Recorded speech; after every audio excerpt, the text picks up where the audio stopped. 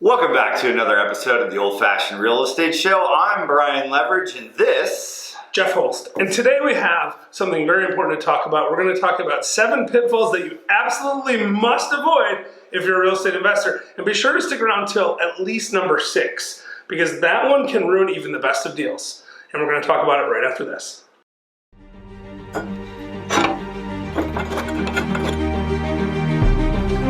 Welcome to the Old Fashioned Real Estate Show, where hosts Brian Leverage and Jeffrey Holst for our old fashioned real estate advice. And we're back. Yes, we are, Brian. Okay, so pitfall number 1. You ready for this? I hope you are. I am. Yeah. Lack of proper research. Lack of proper research, Brian. Yeah. So what do you think about that? Is that something people should avoid? Yes. I think a lot of times people... an easy place to fail is due diligence, right? If you don't know, you don't know, not to be cliche, but not knowing can be pretty fatal sometimes. Right. Yeah, so we're talking about like understanding generally what investing is and stuff like that for this point. Related to this, lack of proper research and lack of due diligence is the second pitfall to avoid, which is overpaying. Yes. No bueno. True. Although, we've argued in the past that price almost doesn't matter if you're in it medium to long term.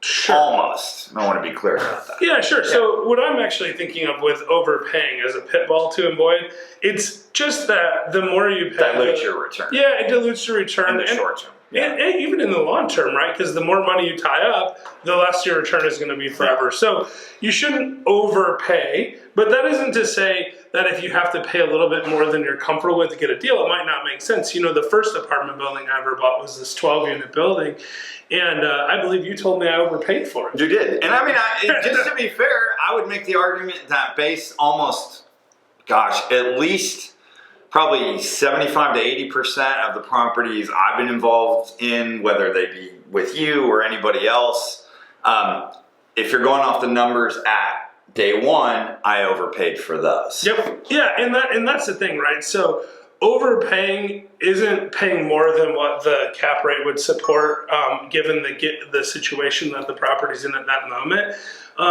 But it is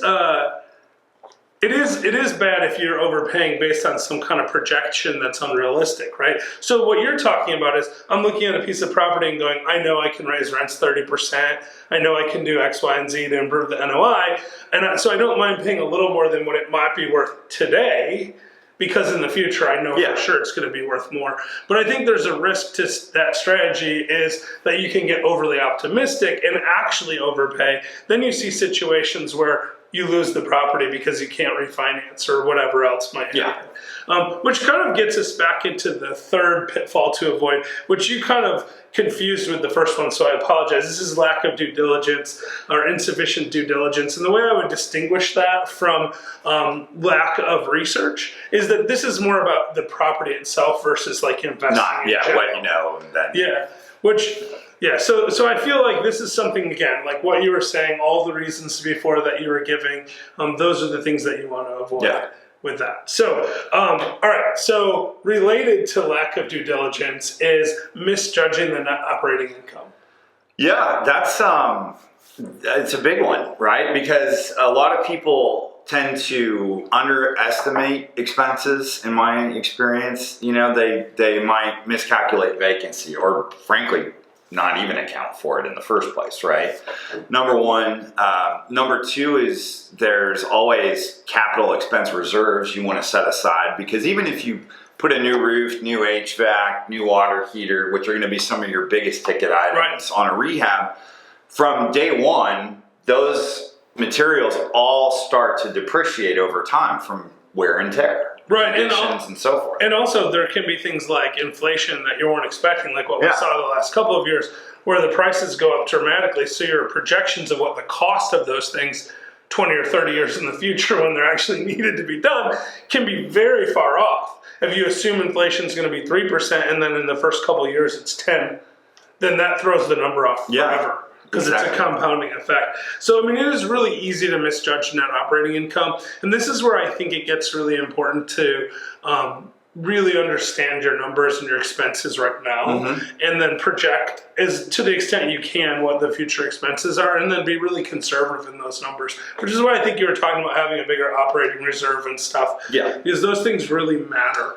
And sort of, when we get to the fifth thing that you should avoid, right, it's sort of related to this, and that has to do with over leverage or inadequate financing, because this is another problem that can destroy your real estate investing really quickly.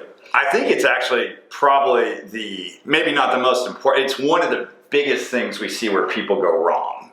Yeah. Right, historically, is they took on too much debt at a time that they shouldn't, and then, in conjunction with that, didn't have enough capital to help service the debt when the property they couldn't help basically pitch back in. And in fact, this is where we talk about the difference between positive and negative leverage, and we've talked about this on previous episodes, so I won't go into it too much, but the basic idea is if you can borrow at a rate of return lower than the return that you're getting, so if you're buying a 7 cap property and borrowing at 5%, then the more you borrow, the better your return on equity. But in the opposite scenario, which is what we're seeing now, where things are, maybe they're 6% cap rates, but you're borrowing at a 7% cap rate, the more you borrow, the less return you have on equity. And so you have to be aware of that. But it's not only just that, right? It's also like if you do bridge lending because you think you're going to do a value add play. We just saw this in Texas, where $220 million worth of real estate was foreclosed that had been bought in the last 2 years because they had 18-month financing. And they weren't able to refinance because interest rates went up so much that it no longer worked for them. Yeah, well, basically, the replacement debt would have been the same rate as the bridge debt. Yeah, and then they were done, right? And it wouldn't be interest only anymore, right? Yeah. Usually bridge debt's interest only. In fact, Kenny McRoy was telling a story just the other day about, I know, name dropping again, I get it. But he was telling, this is relevant stuff, about how he had just completed a cash-in refinance on one of his deals where they had to bring $7 million to the table to refinance their deal. Now, it's great if you have adequate cash reserves to be able to do that. And we've said for a long time that timing the real estate market is actually pretty easy, right? Buy whenever, just make sure you have adequate cash reserves, adequate cash flow, and long-term debt. That works. And that's where this over leverage or inadequate financing can really, really, really hurt you. So at the beginning of the episode, Brian, I said that they had to stick around to number 6. Right. Are you excited about number 6? I can't wait. All right. You should be excited about it because this one has a lot to do with you. Poor property management. What a segue that was. No, I'm not saying you're a poor property manager. I'm saying if it wasn't for you, I would have poor property management. But and Jeff talks about an argument that I've made for a long time now, which is that, even if you get an asset for $1, right? And it rents for $1,000 a month, so you don't have any financing in place. And you're going, my ROI is going to be amazing on this thing. But if because of bad management and so forth, your expenses are actually $1,010 a month or $1,050, you're in fact losing money every single month because of the management. Right, and that's actually, that's why I said at the beginning of the show that this is the one thing that can kill even a best deal. Because you can have a deal that should work on paper.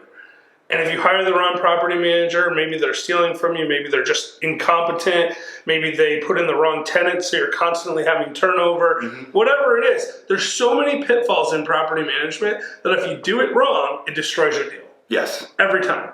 So I think this is actually one of the most important points. And that brings us, by the way, to the number 7. Are you excited, Brian, for number 7? I am. Yeah. The 7th and final, well, there are a lot of other pitfalls we're not covering, but the 7th and final pitfall we're covering today is ignoring market trends. Yes. And this is related to all of the stuff that we talked about before, obviously. But and I think that kind of gets into people's emotion sometime, right? And it's easy to have, I could speak to this because, from in our partnership, I do a lot of the operational day-to-day stuff, right? And so I have that investment of time in it. And you look at things and you go, well, I've just spent the last year to 2 years getting this thing done, et cetera, et cetera.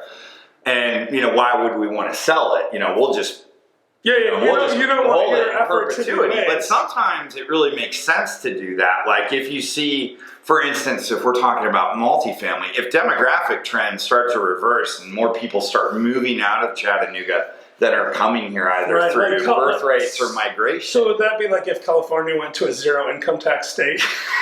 Something like that? That's only the tip of that iceberg. But you would probably say if rents you would expect to start declining in that there would be a loss of the employment base and so forth. So probably owning multifamily properties in a market like that wouldn't be a great long-term strategy. Yeah, no, and that's the thing, right? So it's ignoring market trends too, even in like smaller subsets, right? Like here in Chattanooga, there are some areas that are on the upswing and some areas that are on the downswing. And that's true in the macro and micro environments. And also there are certain property types, like we talked about it before, like high-rise office, probably not great right now. So it might seem great on paper, but if you can't get a tenant for the next 27 years, it's not so great. Yeah, condos. Yeah. Right, so I mean that's the thing that you have to be thinking about is like where's the market going, and things like interest rates. We alluded to that before with the over leverage or inadequate financing point.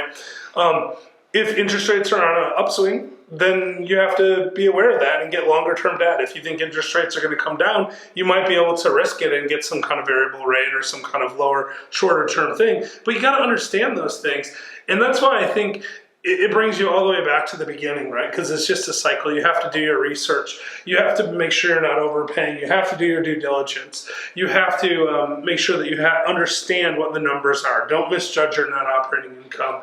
And then make sure you have good management, good financing, and you're paying attention to the trends. If you do all those things, it's really hard to screw up real estate investing, which is why we want you to keep investing. That's right. All right. If you need anything, you know how to find us. We're on Facebook. We're on YouTube. Like and subscribe. Yes. Might be the first time I've ever actually said that. Nicely done, Brian.